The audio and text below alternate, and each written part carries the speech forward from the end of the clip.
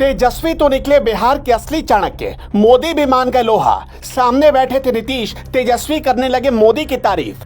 भतीजे ने समझ लिया चाचा की राह पर चलेंगे तो 2024 में डूबेंगे। तेजस्वी ने निकाली तोड़, लोग भी कहने लगे भाई नेता तो निकले बेजोड़। नीतीश कहते हैं तेजस्वी को सीएम बनाएंगे लेकिन तारीख नहीं बताएंगे। भतीजे ने भी सिग्नल दे दिया, चाचा तारीख बताओ या दूसरा रास्ता बनाएंगे।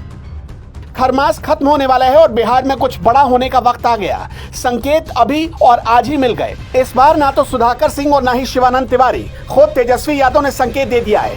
नीतीश जी कुर्सी खाली करो या खरमास बाद दूसरा रास्ता खुलने वाला है। नीतीश कुमार यूं तो कहते हैं कि तेजस्वी का नंबर उनके बाद है, लेकिन ये ठीक वैसे ही है, तेजस्वी को मुख्यमंत्री बनाएंगे पर तारीख नहीं बताएंगे।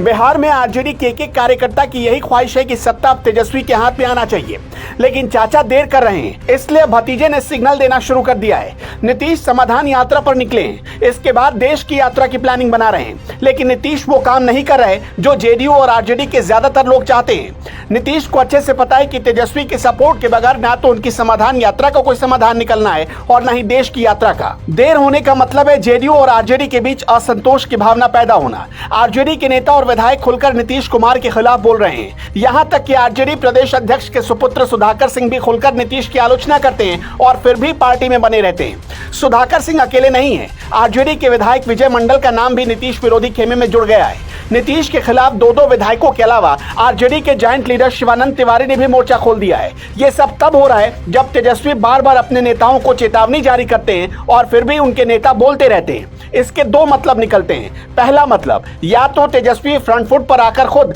नीतीश का विरोध नहीं कर सकते, तो ऐसे में वो अपने नेताओं को टूल की तरह इस्तेमाल करवाते हैं और नीतीश का विरोध करवाते हैं। दूसरा ये कि अगर तेजस्वी की चेतावनी भी आरजेडी का कोई नेता नहीं सुनता, तो इसका मतलब है कि तेजस्वी की पार्टी में हैसियत कम हो रही है, उनकी पकड़ कमजोर हो रही है। लेकिन दूसरी परिस्थिति बनने की संभावना करीब करीब ना के बराबर है, क्योंकि विरोध करने वाले नेता तेजस्वी को अपना ही नेता मानते हैं और उनके खिलाफ एक शब्द भी नहीं बोलते।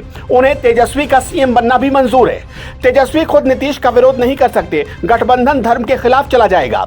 इसलिए अब उन्होंने तीसरा तरीका निकाला है, नीतीश के सामने नीतीश के विरोधी की तारीफ, यानी खुल्लम खुल्ला नीतीश कुमार को चुनौती देना। तेजस्वी यादव ने नीतीश कुमार के सामने मोदी की तारीफ कर दी है। दरअसल गंगा विलास क्रूज का प्रधानमंत्री मोदी उद्घाटन कर रहे थे। प्रधानमंत्री नरेंद्र मोदी ने शुक्रवार को दुनिया के सबसे लंबे रिवर क्रूज एमवी गंगा विलास को हरी झंडी दिखाकर रवाना किया।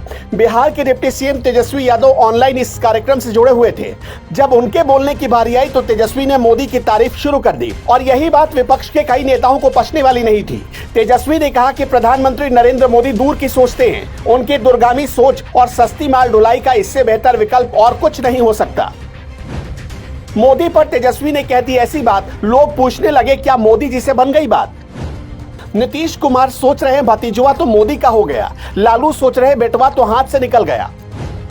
जो काम खुद लालू, ममता, नीतीश, केसीआर और पवार नहीं कर पाए, तेजस्वी ने उसे समझ लिया और अब करके दिखा रहे हैं। अब तेजस्वी की इस तारीफ का मतलब समझते हैं। तेजस्वी यादव एक चाणक्य की तरह बिहार में काम कर रहे हैं। तेजस्वी को हम चाणक्य क्यों कह रहे हैं, इसका मतलब भी समझिए। अब तक बीजेपी के खिलाफ जो पार्टियां हैं, वो बीजेपी को टारगेट करने के साथ साथ मोदी को टारगेट करती हैं और यही वो सबसे बड़ी भूल कर देती हैं। मोदी को जब टारगेट किया जाता है तब मोदी की ही जीत होती है। इसलिए तेजस्वी ने अब नया फॉर्मूला बनाया है, मोदी से प्यार और बीजेपी से रार, यानी मोदी के खिलाफ कुछ नहीं कहेंगे लेकिन बीजेपी को छोड़ेंगे भी नहीं। अगर 2024 में बिहार में कुछ बड़ा करना है तो यही फॉर्मूला काम आएगा। तेजस्वी ये बात समझ चुके हैं, इसलिए तेजस्वी ने चुनाव से करीब 15 महीने पहले इस फॉर्मूले पर चलना शुरू कर दिया है।